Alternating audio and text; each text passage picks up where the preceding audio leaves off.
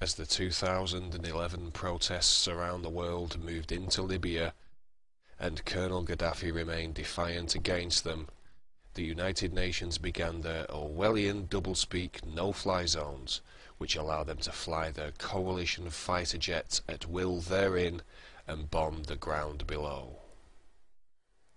Let us cast our eye back upon the previous revolutionary protest that had occurred just a month or so before in the country just next door to Libya, Egypt. In January 2011, the Egyptians gathered en masse in the Cairo streets, rallying against their 30-year Mubarak dictatorship, calling for an end to his regime.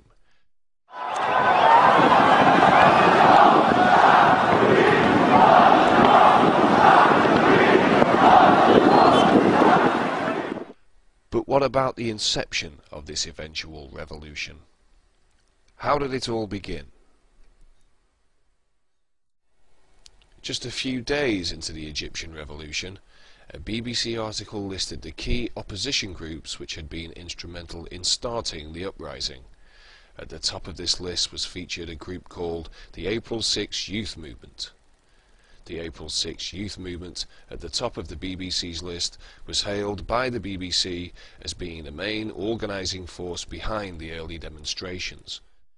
The BBC also stated that the April 6 Youth Movement started the call for the first day of anger on Tuesday, January the 25th from its website, and that the movement began as a Facebook group in 2008. Other online news outlets echoed this all as fact, that the April 6 Youth Movement started online as a Facebook group, and that had happened around 3 years before the actual uprising in 2008. Also, that the April 6 Youth Movement had a heavy emphasis on engaging in activism through the technological tools of social media. Point 1. The April 6 Youth Movement began as a Facebook group in 2008. Yet more media outlets would report on how the youth movement's use of social media was instrumental in the Egyptian uprising and that it was key to the scale of the protests and their success. Point 2. The April 6 youth movement used social media to organise itself. The year that the April 6 youth movement was formed, 2008, was an important year for social media-based activism.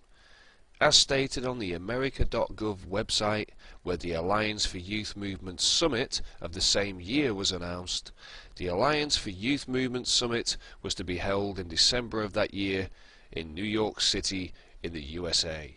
And as stated in the article, members of Facebook, Google, and MTV, as well as members of the US State Department, would convene at the summit to bring together global youth groups and technological experts to find the best ways to promote freedom and justice around the world through the use of social media.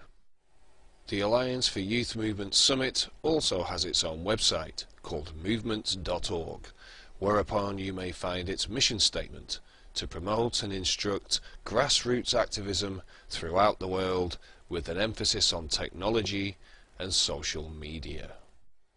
The summit's list of attendees makes for very interesting reading. Convening at the summit in December 2008 were Obama's presidential campaign media operatives, the World Bank, the mainstream media, Homeland Security, the US State Department, and representatives from Freedom House. With them at the summit, according to their own website, were members of Egypt's main opposition group, the April 6 Youth Movement. Point 3.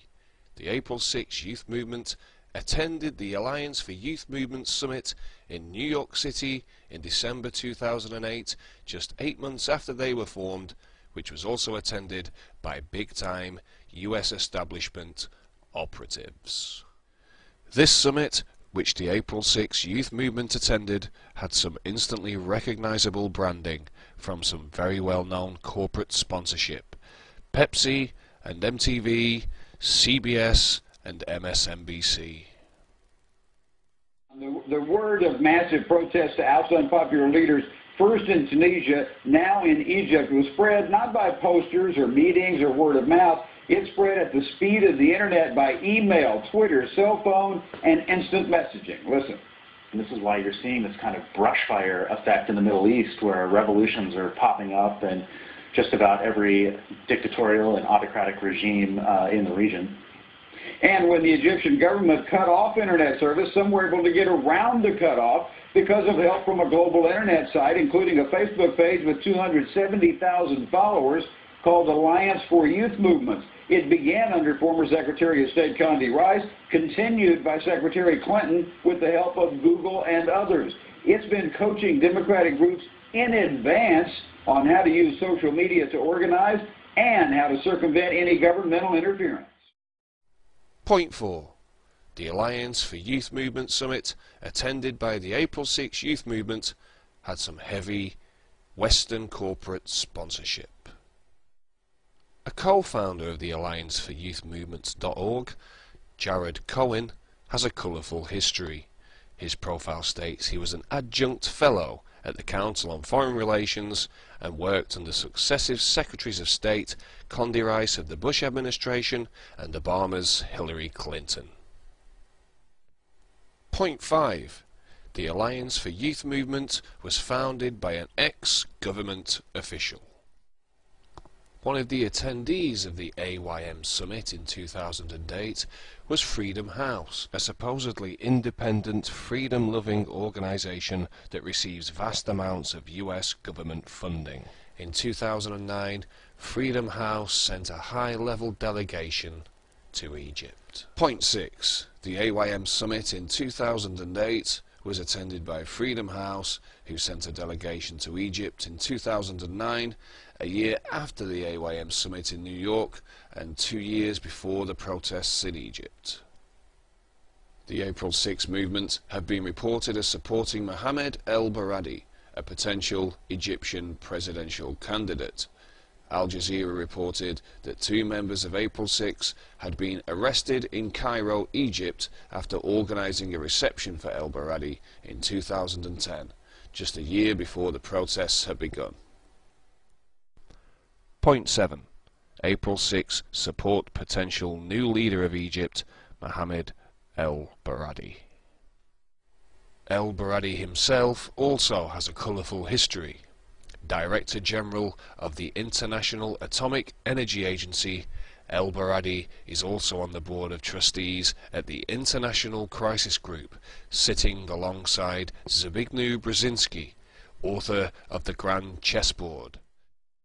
Brzezinski is also a political mentor of Barack Obama, whose media campaign officials attended the AYM Summit in the same year April 6 was formed, and Brzezinski's daughter, Mika, coincidentally of course, has major ties with 2 leading mainstream media outlets, CBS and MSNBC, who were also sponsors of the AYM Summit in New York in 2008. Another International Crisis Group trustee, alongside el-Baradei and Brzezinski, is George Soros, who also backed Obama through his MoveOn.org. Other ICG members include Kenneth Edelman and Richard Armitage, who are signatories of the infamous Project for the New American Century. Point 8. April 6 support el-Baradei, who sits on a board of trustees with influential globalists. Just 3 days after the Egyptian protests had begun, the UK's Telegraph newspaper reported on a WikiLeaks cable that alleged that the US had backed the Egyptian rebel leaders. The WikiLeaks cable from the US Cairo embassy states that a member of the April 6 movement had been satisfied with his participation in the Alliance for Youth Movement Summit and his meetings with government officials on Capitol Hill.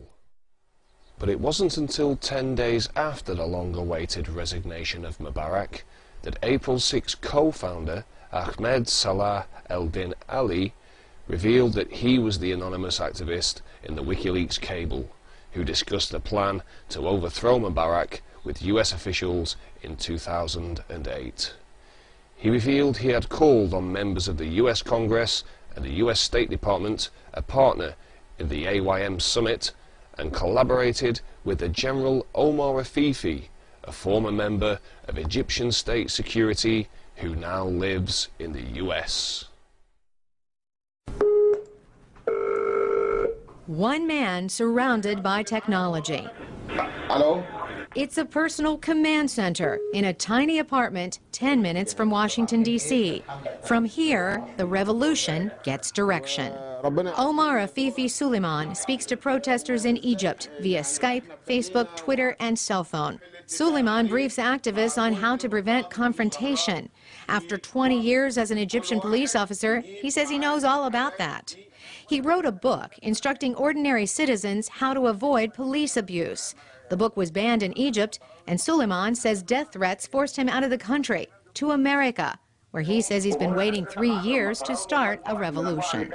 3 years previously would have been 2008, the year of the Alliance of Youth Movement Summit and the inception year of April 6 Youth Movement. Point 9. An April 6 co-founder who went to the AYM summit in New York City spoke with government officials of plans to overthrow Mubarak and with an ex-state security Egyptian who directed the protests from Washington, D.C. However, when April 6 co-founder Ahmed Salah Eldin Ali revealed all of the above, his status within the April 6 movement was drastically altered.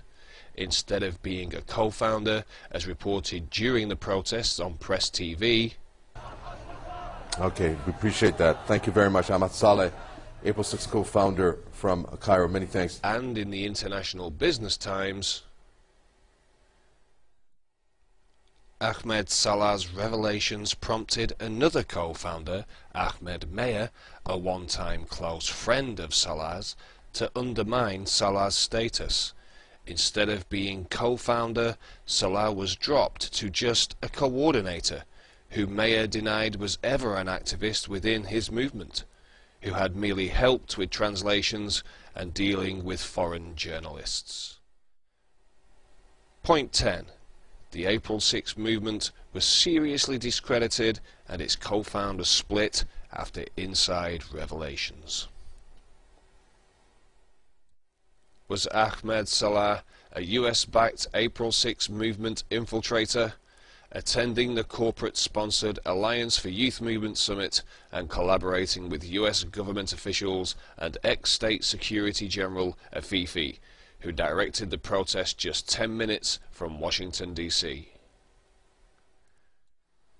When pressed on his involvement with US officials and their joint plan to overthrow Mubarak, Salah refused to disclose any of the details, and, in an earlier interview, he expressed some actual dissatisfaction with the American authorities and their support for the Mubarak regime.